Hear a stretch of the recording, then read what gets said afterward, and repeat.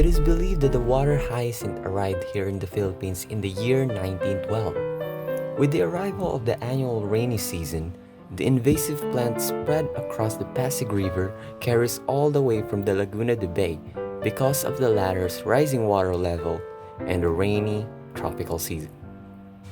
Local officials tell the public each year that there's nothing to fear from the seasonal water hyacinth outbreak. Not until little by little invasive plants has caused serious problems that casually affect the lives of people that live near water hyacinth infested water bodies. Those problems have both hindrance and negative factors for the country's socio-economy.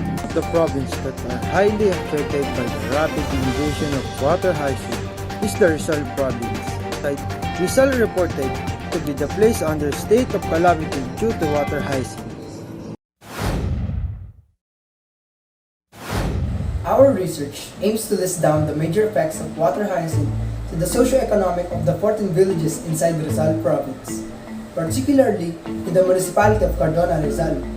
One of the objectives of our research is to determine whether the different season of the country has a significant factor to the listed effects.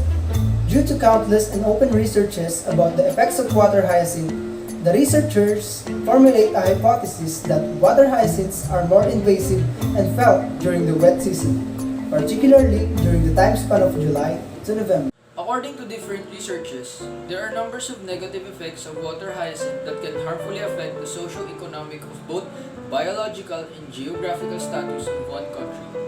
The researchers calibrated the information strictly, covering the four major effects that are heavily affecting the lives of those individuals who live nearby the affected areas. The four major effects that were listed are hindrance in water transportation, clogging of irrigation, reduction of biodiversity, and lower water quality. The graph shown manifests the different effects that contribute to the rapid increase of water hyacinth throughout the years.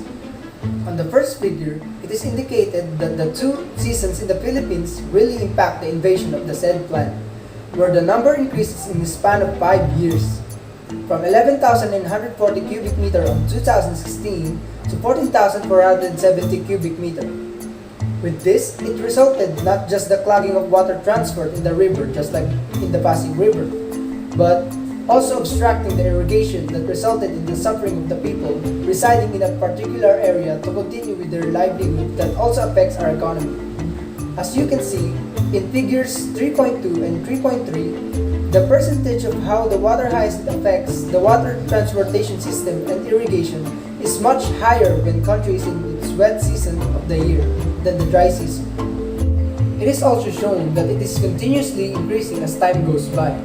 In addition, it is indicated in the fourth bar graph that the seasonal change which occurs in the invasion of Eichhornia crucifix also affects the biodiversity that leads to the consequences that the marine population was highly affected due to the lack of sunlight and oxygen they receive.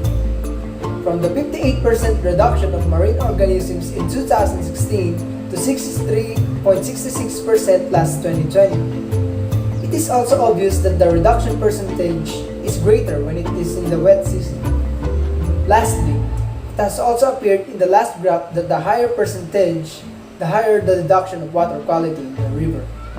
This is due to the toxic components of Eichhornia crucifix, particularly the heavy phosphate and the nitrogen compounds.